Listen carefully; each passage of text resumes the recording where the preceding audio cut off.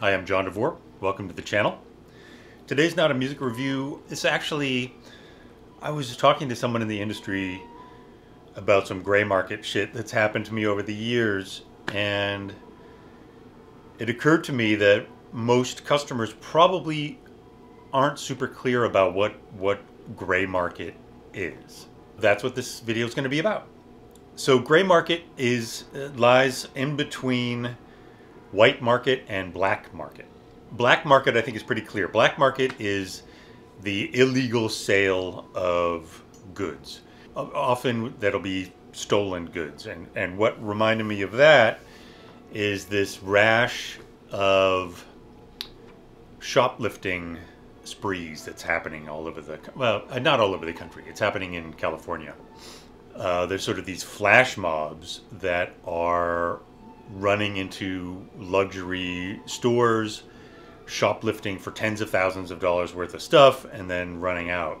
And the market for these goods, so these people are not, I mean, maybe some of them are just stealing them to use themselves, but I'm sure the vast majority of these people they're robbing these stores in order to sell the merchandise to make money. And so the sale of those stolen goods that's a black market sale.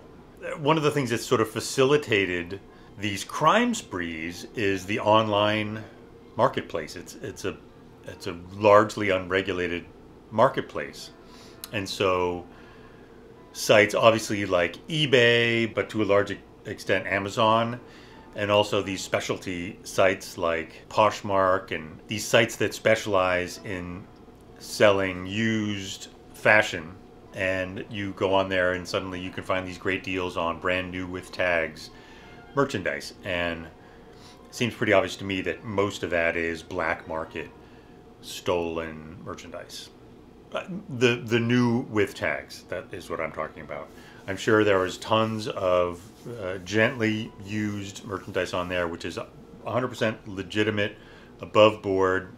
You're selling a jacket that you never wear anymore. That's completely legit. That's white market. White market is also fairly obvious. White market is when you buy something through 100% proper channels. So you buy your Toyota Camry at your local Toyota dealer. You decide that you want to buy your wife a Rolex for your 25th anniversary, so you go down to the Rolex, your nearest authorized Rolex dealer, and maybe buy a Rolex from there, or maybe you get put on a wait list to buy a Rolex from there. But generally speaking, white market is you buy through the channels that you are expected to buy through. You're buying something from the authentic, authorized dealer. Gray market is something that falls in between, and there really are 50 shades of gray.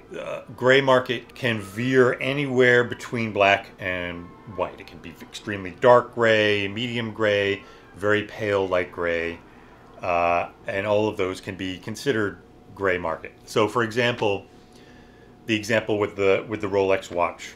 Rolex watches right now, for those of you who aren't into watches, if you wanted to buy a brand new Rolex Submariner or Daytona, you couldn't.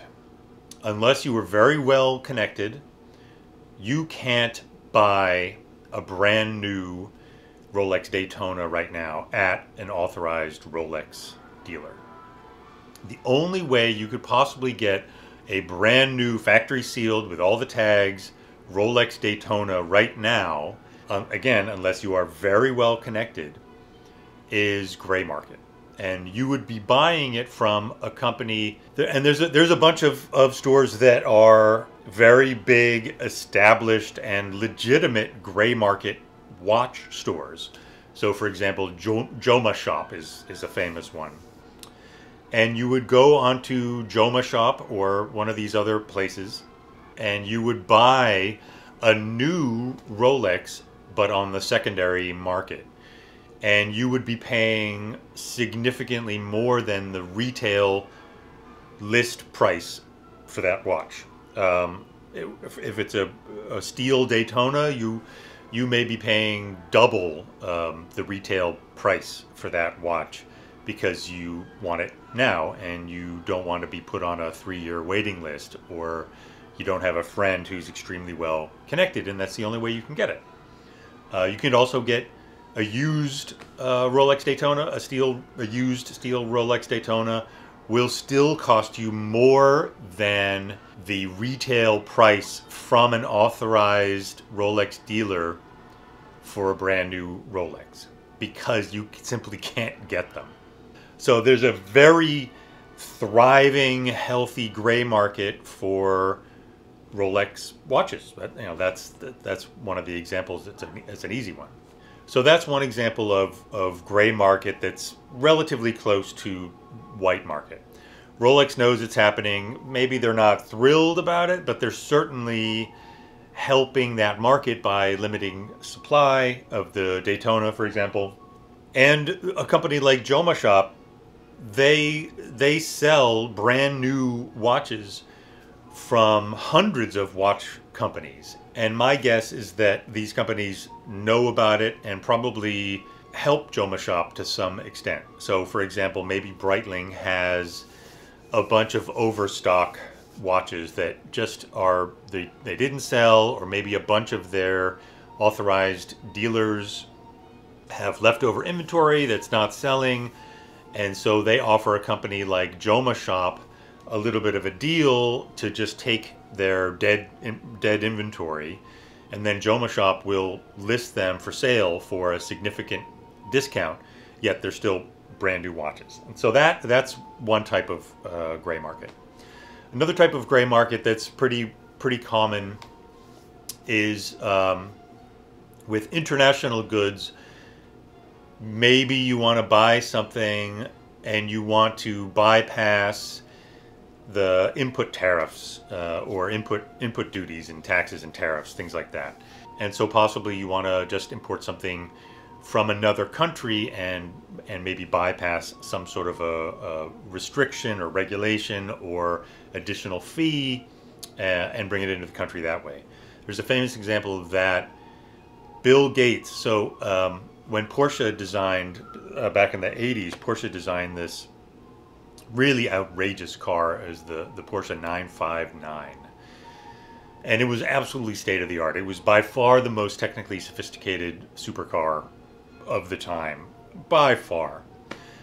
But Porsche decided they weren't going to get it homologated for US sales. They weren't going to do the proper crash testing, and they just decided it wasn't worth it to them, and so they didn't actually make it a legal US model. And so Bill Gates, along with a few others, but Bill Gates is the one that I remember, Bill Gates bought one from Germany, or Bill Gates bought a Porsche 959 from somewhere outside of the US and stuck it on a boat and brought it into the US, and US Customs grabbed it at the port and held it. And it became this, it sort of became very well known, and I think eventually Bill Gates did get the car. There was some regulation, some loophole was formed, something happened, and he did end up getting his car. But that was a very famous example of somebody trying to bypass the legitimate channel because the legitimate channel was closed to him. Through legitimate channels, he could not go into their Porsche dealership and he could not buy a Porsche 959. He had to bypass those channels, and he got caught. And so that's sort of an example of a much more dark gray type of gray market, much closer to black market. It was technically illegal for him to have tried to import a car that was not certified. It was not a legal car to drive in the U.S. So those are examples of sort of the extremes of the gray market. But there's a big area in between. The story that I was telling my friend in the industry was a gray market story that happened to me, that happened through DeVore Fidelity like 5 or 6 years ago. There's been a couple of pretty minor little things that I've seen here and there, but this was the biggest. This was a major one. So let's say 6 years ago, I get a call from this guy in the industry asking about an industry accommodation purchase for a pair of our Gibbon 10s, which were that was our flagship speaker of the time, quite expensive. And he told me he was the owner of a hi-fi cable company. He made high-end audio speaker cables and interconnects and power cords and things like that. I had never heard of the company or him, so I asked him to shoot me an email. So I had his contact info and then a little quick Google search, and found it was Veristar cables. I found it. He's got a website. Did some searching, saw some reviews out there. So sure, okay, he's a real company. This guy Mike seems like he was the owner of the company. And it's very common. Industry accommodation sales, at least in high-end audio, are quite common. There are a bunch of the owner of Shenyata Cables owns a pair of our speakers. The owner of AudioQuest owns a couple of pairs of our speakers.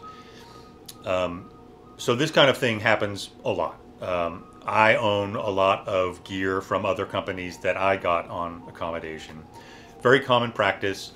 And the industry standard practice is you give them an accommodation price, but they have to guarantee that it is for their personal use, and that they're not going to resell it for some specified amount of time. Generally speaking, it's 2 years. And that is to protect, I mean, when I used to work retail, I worked, one of the stores that I worked in, one of the sales guys was caught gray marketing right out of the store. So this is a guy who would purchase gear on accommodation from the manufacturers that were represented in the store. He would buy them on accommodation for a low price, and then he would take the customers outside and he would sell them the accommodation pieces that he then bought. Obviously, very shady, very much towards the gray end of the scale there. And so whenever I get a call about an accommodation purchase, I try to learn, I try to find out who it's for, what it's about. Is this a personal use thing? Are you going to use it in the factory as test equipment? You want to listen to different amplifiers on it as you're doing designs. Try to get to know a little bit about how it's going to be used, and get a sense of whether or not you can, whether or not it's a legitimate purchase. Mike was very enthusiastic. He was very excited. He loved. He told me he loved the way that I do things, and he mentioned a whole bunch of things that he does with cables that he'd love to send me samples, and seemed very eager to get them. And so I agreed to do it, based on the usual industry accommodation. 2 years, can't sell them.